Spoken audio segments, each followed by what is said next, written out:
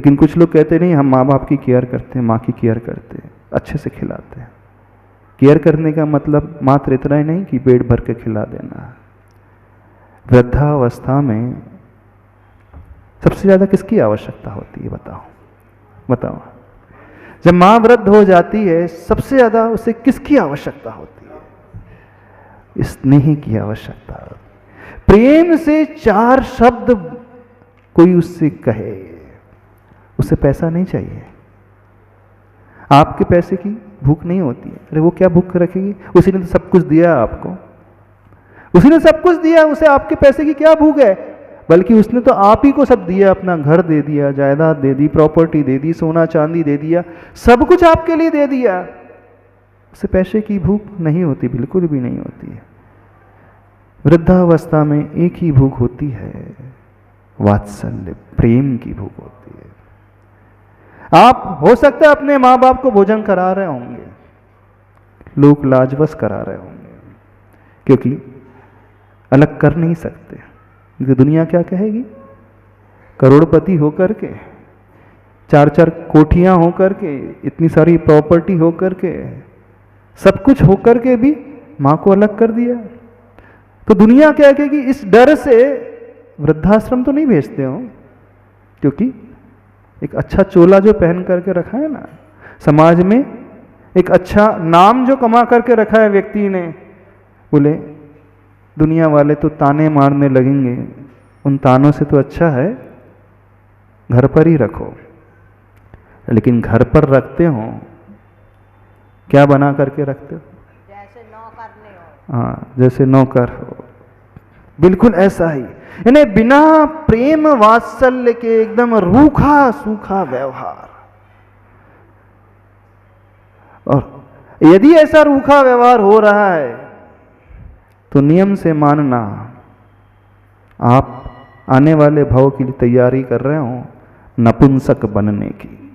मनुष्य भी बन जाओगे तो सम्मूर्छन मनुष्य बन करके पैदा होगे, नहीं तो नरक में जा करके नपुंसक बन करके पैदा होगे, नहीं है तो उन कीड़े मकोड़े की भांति, विकलत्रय की भांति, एक इंद्री से 4 इंद्री की भांति पैदा होगे, बिना माँ के पैदा होगे। यानी आने वाले भाव में उसे कभी माँ नहीं मिलेगी, बिल्कुल नहीं मिलेगी उसे माँ। वह सोचता रहेगा, भावना भाता रहेगा, और कथनचित माँ मिल भी गई तो माँ का प्रेम कभी नहीं मिलेगा उसे, नहीं मिलेगा। क्यों नहीं मिलेगा? जब मिली थी तब उसने वैल्यू नहीं की, तब उसका ध्यान नहीं रखा। धर्म मंदिर में नहीं होता, ध्यान से सुनो। धर्म की शुरुआत घर से होती है, मंदिर से नहीं होती। धर्म की शुरुआत, धर्म की शुरुआत घर से होती है। यदि जो व्यक्ति धार्मिक है, क्योंकि आप अपने आप को धार्मिक मानते हो, रोज पूजा करने आते हो, रोज मंदिर आते हो, रोज यहाँ समय देते हो, प्रवचन आदि सुनते हो, तो आपके माथे पे तिलक लग गया धार्मिक का। लेकिन मंदिर का धर्म धर्म नहीं कहलाता है, धर्म जो कहलाता है घर का है। यानी आपका आपस का व्यवहार उन बड़े बुजुर्गों के साथ, माँ के साथ कैसा है, तो वहां से धर्म शुरू होता है। लेकिन उस धर्म की कोई बात ही नहीं करता। आजकल के पढ़े लिखे, उनको एक और बहाना मिल गया, हम तो पढ़े लिखे हैं, अब हम छोटे शहरों में तो रहेंगे नहीं, है ना। अब हमने अच्छी डिग्री पा ली है तो यहां जॉब मिलना है नहीं उन्हें, तो हम कहाँ जा करके, बेंगलोर जाएंगे, गुड़गांव जाएंगे, दिल्ली जाएंगे, पुणे जाएंगे, एब्रॉड चले जाएंगे। तो वो इनडायरेक्टली अब वो भाग रहे हैं। अंदर से क्या कहेंगे, हम तो माँ की बहुत केयर करते हैं, पैसे भिजवा देंगे ना, हर मंथ एंड में, हर महीने के अंत में भिजवा देंगे। यदि आज का युवक, आज का बालक, आज का व्यक्ति इस सोच को लेकर के भी चल रहा है, तो मानना वो माँ के ऋण को कभी नहीं चुका सकता। जननी जन्म भूमिश्च स्वर्गात अपि गरीयसी, एक सूक्ति आती है। जननी और जन्म भूमि, स्वर्गात अपि गरीयसी, यानी स्वर्ग से भी यदि कुछ महान होता है, स्वर्ग से भी उत्कृष्ट कुछ होता है, स्वर्ग से भी इसको श्रेष्ठ होता है। तो क्या होता है, कौन होता है? सर्वप्रथम कहा है जननी, जन्म देने वाली मां स्वर्ग से भी बहुत महान होती है। और दूसरे नंबर में उस जन्मभूमि को रखा है, जहां आपका जन्म हुआ है वह भी स्वर्ग से महान होती है। लेकिन आज का वर्ग पढ़ाई लिखाई के नाम पर, पैसे के नाम पर, पैकेज के नाम पर न तो वो जननी को चाह रहा है और न ही वह जन्मभूमि को चाह रहा। जननी को भी वो भूल गया है। भूल गया कि नहीं?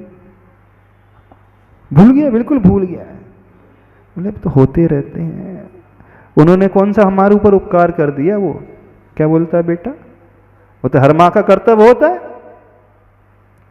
क्या कहता है? हर माँ का कर्तव्य होता है, जन्म दिया तो पालेगी वो, उसमें क्या बड़ी बात हो गई? कैसे वाक्य कहता है वो, शब्द कैसे निकालता है? कोई एहसान थोड़ी कर दिया मुझे पाल करके, उसके मुख से ये शब्द निकलते हैं। एहसान थोड़ी कर दिया मुझे जन्म दे करके, बड़ा कर दिया, पढ़ाया गया, तो एहसान नहीं किया। बोले दुनिया की कौन सी माँ नहीं पालती? बोले हर माँ पालती, तो मेरी माँ ने पाली तो कौन सा बड़ा काम कर दिया, कौन सा बड़ा तीर मार लिया? ऐसे ही कहते हैं ना, ऐसे ही कथन होते हैं। कोई बड़ा तीर नहीं मारा। बोले पशु की माँ होती है, अपने बच्चों को पाल लेती है, वो भी जन्म दे देती है, तो मेरी माँ ने भी जन्म दे दिया, कौन सा बड़ा तीर मार लिया? बिल्कुल हमने सुने हैं ऐसे वाक्य, सुने हैं ऐसे वाक्य, सुने हैं जो माँ को अलग करते हैं ना। बिल्कुल इस प्रकार का कथन ही करते रहते हैं। नहीं, रंच मात्र भी ये भाव नहीं आता है उनके प्रति कि जो कुछ मुझे मिला है सब इन्हीं की अनुकंपा से, इनके आशीर्वाद से मिला है। बिल्कुल जो भी मुझे मिला है, तो ऐसा व्यक्ति, ऐसा बेटा एहसान फरामोश, नियम से वो बीज बो रहा है भविष्य में नपुंसक हिजड़ा बनने का। नियम से वो बीज बो रहा है कीड़े मकोड़े की पर्याय में जाने का। नियम से एक ही भव में नहीं, भवों भवों तक, कई भवों तक उसे मां नहीं मिलेगी। आप लोग तो बहुत अच्छे ध्यान रखने वाले हो माँ बाप का, हमें बहुत अच्छे पता है। आप जितनी बहुएं हैं, बहुत संस्कारित बहुएं हैं। आप तो अपनी माँ, सासू माँ को माँ से भी बढ़कर के पूछने वाली है। ऐसी है ना यहाँ की बहुएं? नहीं है? हाँ, कोई गारंटी नहीं है। हाँ, तो कहाँ से हवा भरती, कहाँ से चाबी चलती है देखना। यानी चाबी चलाने वाली भी कई बार लगता है दूसरी माँ ही रहती है। वो ऐसी चाबी भरती है कि इस माँ को परेशान कर लेती है। और ये पूरा का पूरा चक्र इस प्रकार का चलने लगा है। और जब इस प्रकार का चक्र चलेगा तो ऐसा लगता है जो ये वाली माँ है वो भी भविष्य में जाकर के बिना माँ के पैदा होगी, और जो बेटा है वो भी बिना माँ का पैदा होगा। यानी चक्री इस प्रकार का। और जो पंचेंद्री संगी गर्भज मनुष्य होते हैं उनकी संख्या तो लिमिटेड संख्या आती रहती है, मान करके चलना, उससे ज़्यादा नहीं हो सकती। असंख्यात कभी नहीं होते, 29 अंक प्रमाण ही होते मनुष्य। लेकिन जो सम्मूर्छन मनुष्य होते हैं वो असंख्यात हो जाते हैं, असंख्यात, उनकी कोई गिनती नहीं होती है। तो आजकल जो दिखाई दे रहा है ऐसा लग रहा है या तो वो भविष्य में सम्मूर्छन मनुष्य बनने वाले। सीधा सा गणित समझ में आ रहा है, क्योंकि उन्होंने अपनी माँ को माँ माना ही नहीं। क्या माना है? तो किसी के शब्दों में कहे तो कोई नौकरानी माना करके चल रहा है, कोई भिखारिन मान करके चला रहा है, कोई कुत्ते की भांति उसे पूज रहा है, कोई पशु की भांति उसे ट्रीट कर रहा है, कोई यह कोस रहा है कि कब चले, कब जाए, कब जाए। यही माला चलती रहती है ना, चलती रहती ना, कब ये चले जाए और टेंशन फ्री, बढ़िया आनंद से रहेंगे। लेकिन आजकल की संतान पराये को छोड़ दो, अपने ही घर को मिटाने में तुले हैं, अपने ही माता को मिटाने में तुले हैं। उनकी ये दुर्गति मचा करके रखी है। कहाँ चलेगी सारी मानवता? कहाँ चला गया सारा उपदेश? कहाँ चला गया सारा धर्म? सिर्फ बातों में रह गया। क्या मान करके चलो, पढ़े लिखे होकर के, समझदार होकर के, पैसे वाले होकर के, बाहर कोई सुविधाओं में कमी नहीं है, किसी को कोई कमी नहीं है। लेकिन वो तृष्णा है, वो लालसा है, सुख सुविधाओं की दौड़ लगी है, आनंद से रहना है, हम बंधन में रहेंगे। ये माँ बार बार टोकते रहती है, चुपती रहती है, क्या क्या कहते रहती है, जैसे माँ नहीं है, पता नहीं कौन नजर आ रहा है उसकी दृष्टि में। बहुओं को क्या दिखती सासू माँ? डायन? कौन बोल दिया? हाँ, नागन। अच्छा, वो और बोल रही नागन दिखती है। कोई डायन बोल रहा है, कोई नागिन बोल रहा है, क्या है क्या? नहीं, मनुष्य के वेश में क्या है? कौन से जीव आ गए? या तो उसी भाव से आए होंगे तो उस भाव की जाने की तैयारी कर रहे हैं, यही समझ में आता है, और कुछ समझ में नहीं आता है। हाँ, पूर्व जन्म के सारे दुश्मन एक घर में आ गए। बताओ क्या मचा करके रखा है। बड़ा दुख होता है, बड़ी पीड़ा होती है लोगों को देख करके। यानी ये धर्म जो होना चाहिए, वात्सल्य वाला धर्म होना चाहिए। अरे धर्म तो दयामय होता है, अहिंसामय होता है, प्रेममय होता है, वात्सल्यमय होता है। ये धर्म का है, सब कुछ तो है, अन्यथा बाहर का क्या है? अभी तो जिस घर में आई है वो उसी की सासू माँ ही उसकी माँ है, उसी के पिता सासू ससुर जी उसके पिता है, बस इस बात को मान करके चले।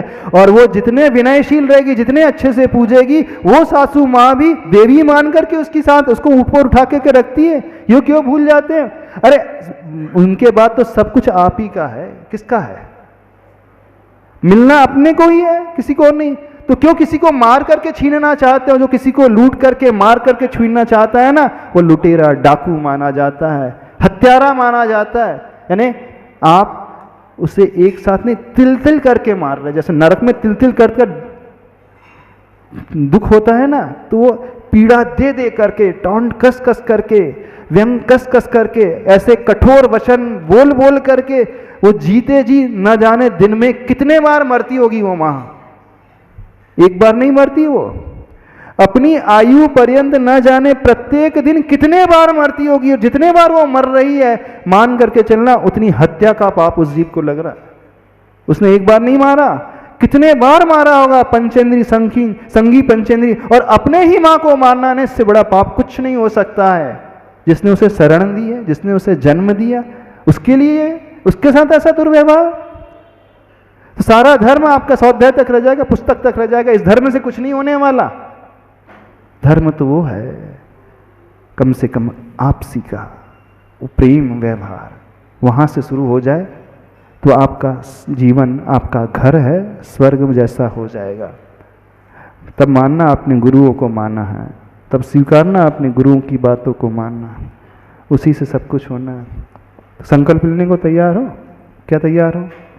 हाँ, माँ को माँ जैसा ट्रीट करना ना, भिखारी जैसा ट्रीट मत कर लेना। यदि ऐसा ट्रीट करोगे तो तैयार है ना, आने वाले समय में भी आपके साथ भी वही ट्रीटमेंट होगा, आपके साथ भी वही व्यवहार होगा। कर लोगे? इतना उपकार कर लोगे? हाँ, हमारा जी बोल रहे ऐसा नियम ले लो। जितनी बहुएं हैं प्रत्येक दिन प्रतिदिन बेटा बहू माता और पिता के प्रतिदिन चरण छुएंगे। चलो ये नियम ले सकते हो? किसी के कान में जू नहीं रहना।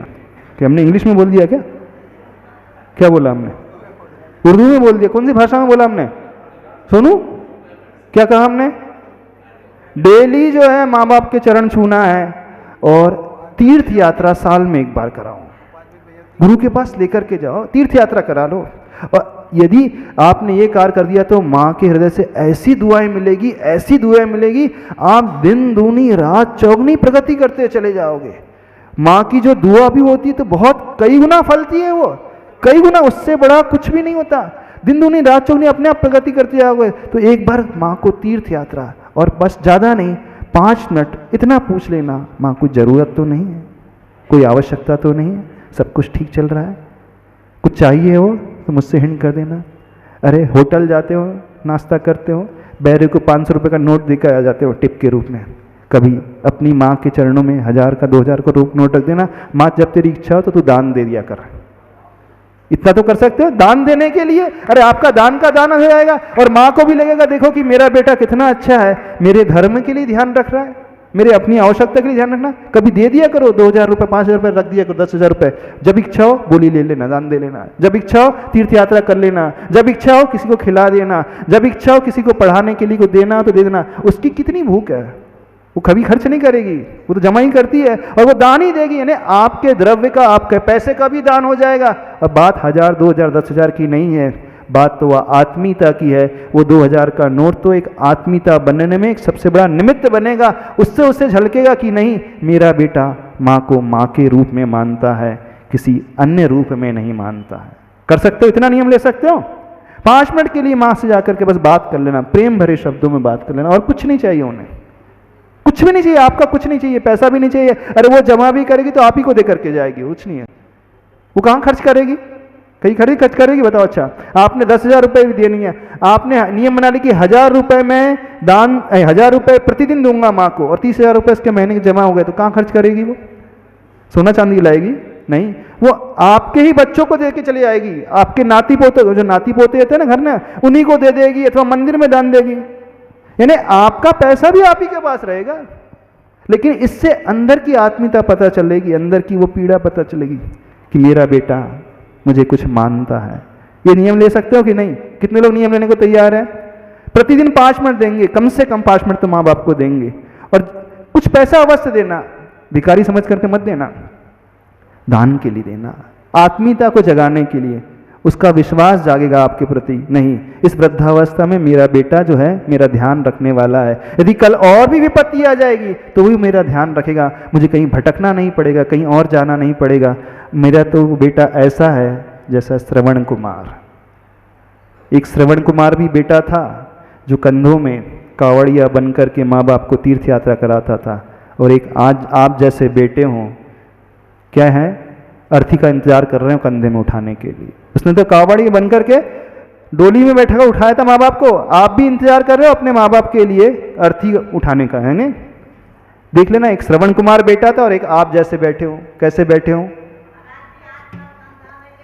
हाँ हाँ, आजकल कंधा नहीं ले जाता है, वो बोले गाड़ी में ले जाते हैं। तो नियम लेने को तैयार, हाथ तो उठाओ, कितने लोग नियम लेने को तैयार हैं? माँ बाप के पास 5 मिनट देंगे प्रतिदिन कम से कम, और जो आवश्यकता होगी उसके लिए बिना मांगे बिना बोले आप दे करके चले जाओगे। लेने के तैयार हो? कोई बेटे उनके भी कान में जूं नहीं लगी, कुछ नहीं हो सकता। आप लोगों का हिजड़ी बन करके पैदा हो गया अगले भाव में, इसका मतलब हमें समझ में आ गया। सम्मूर्छन बन करके पैदा हो गए, ऐसे ही बनना है नहीं ना? अच्छे है ना, कल्याण करना।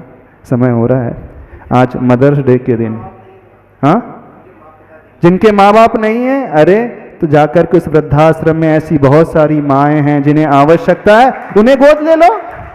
आपके समाज में जो ऐसी माँ हैं जिनके सक्षम नहीं है, कोई परेशानी है, तो उनकी सहायता कर लो। क्या परेशानी हो जाएगी? आपका 5,000 10,000 कोई जाएगा नहीं, आप गरीब नहीं बन जाओगे, बल्कि वो माँ भी आपको दुआ देगी जिनकी माँ बाप भी नहीं है, तो उनको जाकर के देखो। यही सही धर्म है, बाकी क्या है धर्म? ये व्यवहारिक धर्म है। तो यदि आप आचार्य भगवान को मानते हो, आचार्य भगवान की पीड़ा देखो। आप गुरु को मानते हो तो गुरु की पीड़ा देखो। आप अपनी जननी को मानते हो तो जननी की पीड़ा देखो। इस बात को याद रखना, जननी जन्म भूमिश्च स्वर्गाद अपि गरीयसी। माँ स्वर्ग से भी बड़ी होती है, तो इस दिन उस माँ को याद करना, यही सही धर्म है। बोले आचार्य परमेष्टि गुरुदेव श्री विद्यासागर जी महाराज की।